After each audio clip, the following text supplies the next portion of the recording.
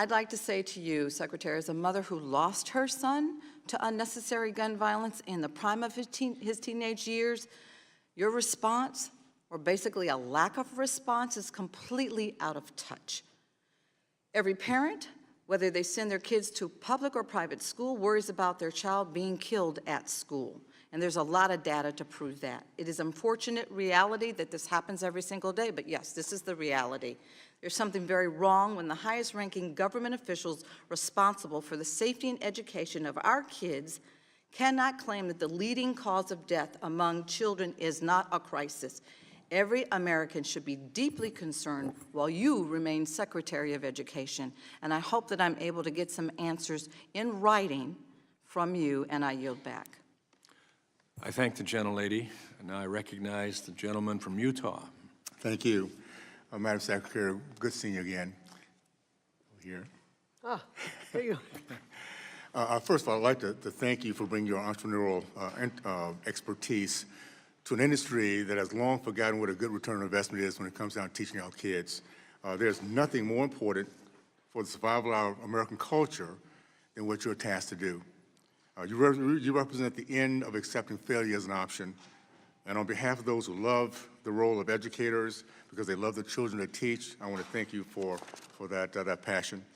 As you know, the House passed resolution, reconciliation bill, includes a version of the Education Choice for Children's Act, which will provide billions in tax credit scholarships for school choice. I have long advocated for school choice, and I'm eager to see a much-needed school choice legislation enacted into federal level. Why do you think expanding school choice is such a huge win for parents who are desperate for educational options? Well, thank you very much, Congressman, for that question. School choice, I believe, is one of the top things we can do to make sure that every child has equal access to an excellent education.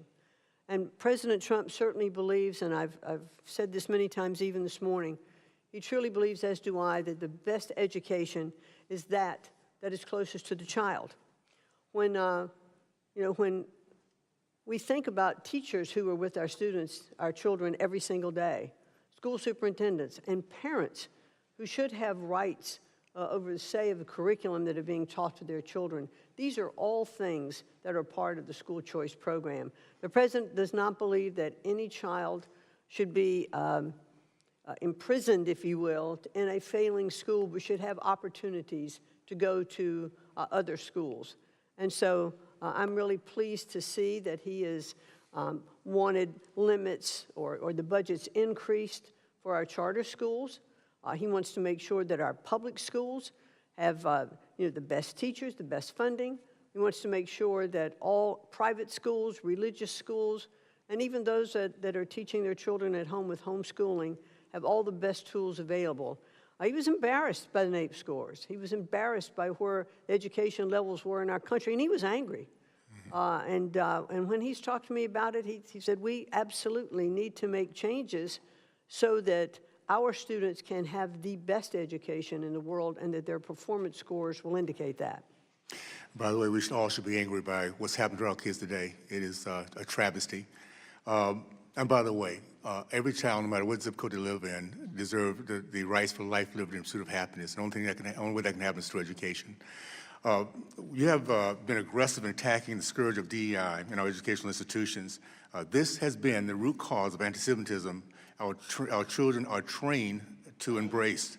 Of course, our Democratic colleagues are accused of attacking free speech, whitewashing history, and using DEI as a cover to launch a political crusade against institutions you don't like.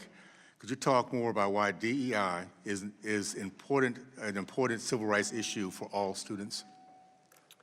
Well, unfortunately, many of the programs of DEI did more, the title was Diversity, Equity, and Inclusion, and it did more, I think, to separate and to provide more segregation ideas because it pitted an oppressor versus oppressed ideology.